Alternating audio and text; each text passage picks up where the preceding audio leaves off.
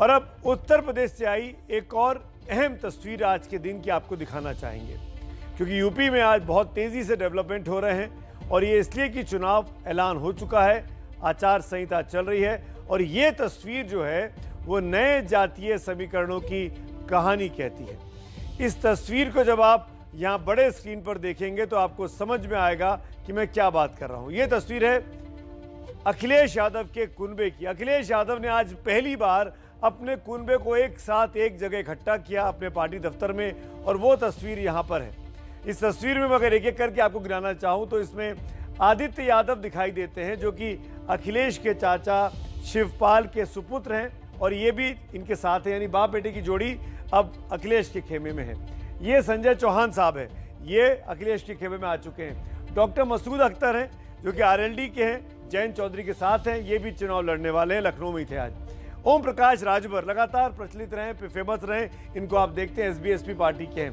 इनके साथ इनके सुपुत्र भी थे, पीछे कोने में खड़े दाढ़ी में शख्स, ये अरविंद राजभर हैं, ये भी अखिलेश के साथ इस मीटिंग में मौजूद थे। ये केशव देव मौर्य हैं, महान दल के नेता, और ये भी अखिलेश के साथ बहुत पहले ही गठबंधन बना चुके हैं।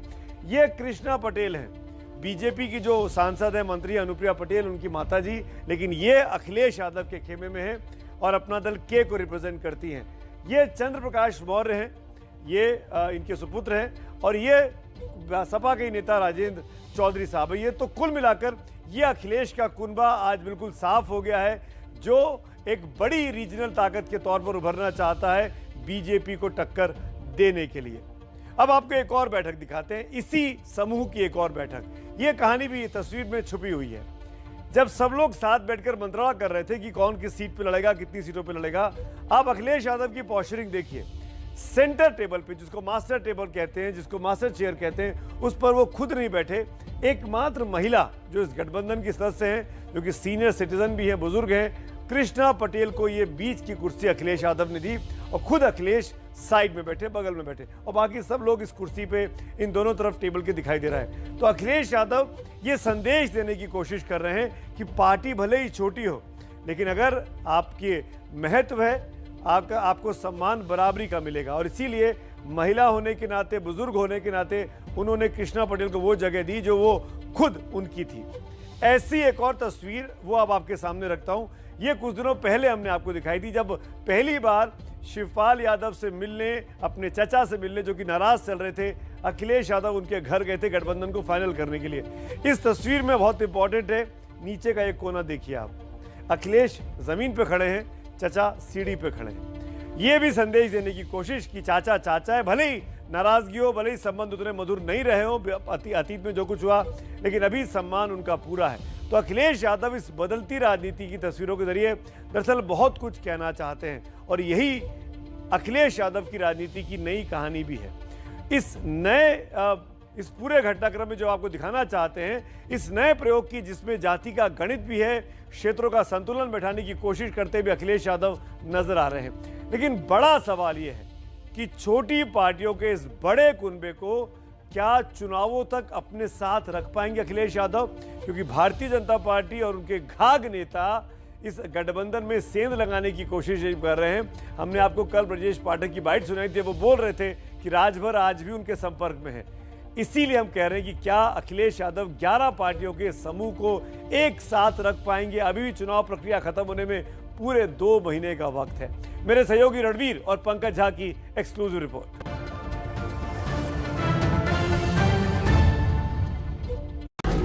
22 में बदलाव लाने के लिए जो कुनबा अखिलेश पिछले कुछ महीने से जोड़ रहे थे, ये उसकी सबसे नई तस्वीर है। ये तस्वीर संदेश दे रही है कि ओबीसी और अनुसूचित जाति के वोटरों को साधने का जो समीकरण अखिलेश इन छोटी पार्टियों के जरिए बनाने में जुटे हैं, कम से कम उन्हें जोड़े रखने में फिलहाल तो वो कामयाब होते दिख रहे हैं। हम लोग समाजवादी पार्टी के अंदर आए हैं, पर समाजवादी पार्टी को मजबूत करने का काम करेंगे। लखनऊ से लेकर के ऊपर के नेताओं तक, लेकिन मेरी बात को अनसुनी कर दिया गया और इस अनसुनी के नाते आखिर में मुझे आज निर्णय लेना पड़ा कि मैं त्यागपत्र दे दिया। पता नहीं ये कौन से लोग हैं जिन्हें मालूम है कि हम गुस्सा हैं। हमारे गुस्सा और हमारी नाराजगी या हमारे प्रेम का अन्य लोगों के पास कोई मशीन है तो मैं नहीं जानता हूँ। अखिलेश जी के नेतृत्व में उत्तर प्रदेश के महान प्रदेश में एक लोकप्रिय सरकार किसान प्रिय सरकार, नौजवान प्रिय सरकार, महिला प्रिय सरकार बनाने का हमारा प्रयास है। दोपहर में ये तस्वीर आई और शाम होते होते ये खबर भी आ गई कि सीटों का समीकरण कैसे तय होगा। सियासत को जानने वाले ये बात अच्छी तरीके से समझते हैं कि पार्टियों से आना जाना यूं ही अचानक नहीं होता है। चुनाव में अब बहुत ज़्यादा दिन नहीं बचे हैं और अखिलेश यादव भी गियर बदलने लगे हैं। इमरान मसूद का कांग्रेस से उनकी पार्टी में आना तय है और गठबंधन की पार्टियों के साथ वो सीटें भी लगातार फाइनल करते जा रहे हैं ताकि बीजेपी उनके गठबंधन को तोड़ नहीं सके। अब बहुत जल्द गठबंधन उम्मीदवारों के नाम का भी ऐलान हो जाएगा। कल 2 चरण की सूची जारी होगी। उस इलाके में जिस नेता का प्रभाव है, जो लड़ना चाहता है, वो अपना सूची दे देगा। उसमें आपके भी प्रत्याशी हैं क्या, पहले और दूसरे चरण? उसमें हमारे नहीं है। हमारे चौथे से शुरू होंगे, चौथे, 5वें, 6वें, 7वें। अखिलेश यादव ने इस बार एनसीपी और टीएमसी को भी यूपी में मौका दिया है। बुलंदशहर की अनूप शहर सीट से एनसीपी के के शर्मा चुनाव लड़ेंगे तो टीएमसी के ललितेश पति त्रिपाठी मिर्जापुर सीट से गठबंधन उम्मीदवार होंगे। उत्तर प्रदेश में राष्ट्रवादी कांग्रेस पार्टी, समाजवादी पार्टी और छोटे छोटे पार्टी का गठबंधन हुआ है। सीट का बंटवारा कैसे हुआ है ये अनाउंस करेंगे। अखिलेश यादव का फॉर्मूला साफ है। वो अपने बिछड़े हुए परिवार और छोटी पार्टियों को साथ लेकर एक बार फिर से सत्ता में वापसी करना चाहते हैं। बीजेपी, बीएसपी और कांग्रेस के बागियों के लिए उन्होंने अपना दरवाजा खोल दिया है ताकि चुनावी शहमात के खेल में वो बीजेपी को मात दे सके। अब के चुनावी सर्वे में अखिलेश यादव बीजेपी से पिछड़ते नजर आ रहे हैं, लेकिन तैयारियों के मामले में वो बीजेपी से एक कदम आगे निकल गए हैं। पहले सीटों के बंटवारे की नई रणनीति और कल प्रत्याशियों का ऐलान का दावा बताता है कि अखिलेश की तैयारी जोरदार है, लेकिन बीजेपी में अभी मंथन का दौर चल रहा है। कल अमित शाह ने 10 घंटे बैठक की और उम्मीदवारों के नाम की चर्चा का दौर आज फिर चला। बीजेपी को सबसे ज्यादा चिंता में बागियों ने डाल दिया है। कल स्वामी प्रसाद मौर्य ने इस्तीफा दिया और आज कैबिनेट मंत्री दारा सिंह चौहान ने अपना इस्तीफा राज्यपाल को सौंप दिया। और दिल्ली में बीजेपी की बैठक चली रही थी कि पार्टी विधायक अवतार भड़ाना ने राष्ट्रीय लोकदल ज्वाइन कर लिया। बीजेपी को यूपी में डेंट पर डेंट लग रहा है। हालांकि पार्टी ने जवाबी कार्रवाई भी शुरू कर दी है।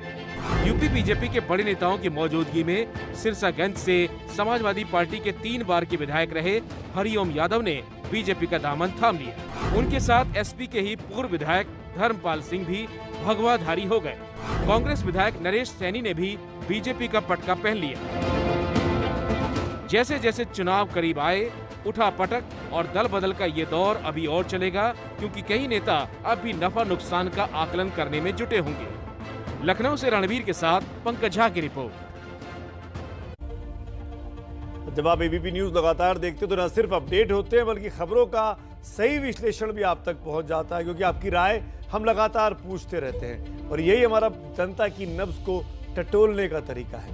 2017 तक समाजवादी पार्टी का विनिंग फॉर्मूला MY यानी मुस्लिम यादव वोट पर केंद्रित था, लेकिन अब अखिलेश की कोशिश यादवों के अलावा दूसरे ओबीसी समाज को भी साथ ले आने की है, क्योंकि मायावती इस चुनावों में काफी पीछे ओपिनियन पोल में दिखाई देती हैं। सबका साथ अच्छा है, लेकिन ये साथ सिर्फ चुनाव जीतने तक नहीं रहना चाहिए।